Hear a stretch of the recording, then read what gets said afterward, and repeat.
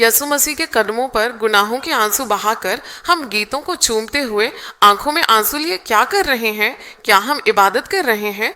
ये एक इबादत है। चूमना ही इबादत की निशानी है। खुदावंद ने हमसे बेहद मोहब्बत की है। उसने हमारी गीतों को चूम लिया है। उसने आंसुओं से पोंछा है, गीतों के बालों से साफ किया है, गीतों को चूम लिया है। ये सब इबादत है। वो इबादत कर रही है। वो औरत जो गुनाहगार थी, उसने इबादत की, उसके गुनाह माफ हो गए। खुदा की तारीफ हो। इबादत में तुम्हारे गुनाह माफ हो जाते हैं। इबादत में तुम्हारी बीमारी दूर हो जाती है। इबादत में तुम्हारी जंजीरें टूट जाती है। इबादत में शैतान भाग जाता है। इबादत में सारी तारीख ताकतें खत्म हो जाती है। इसीलिए जब तुम इबादत करते हो तो तुम्हें नई ताकत, नई कुव्वत और मसा मिलता है। इसलिए पाकीज़ा इबादत होनी चाहिए।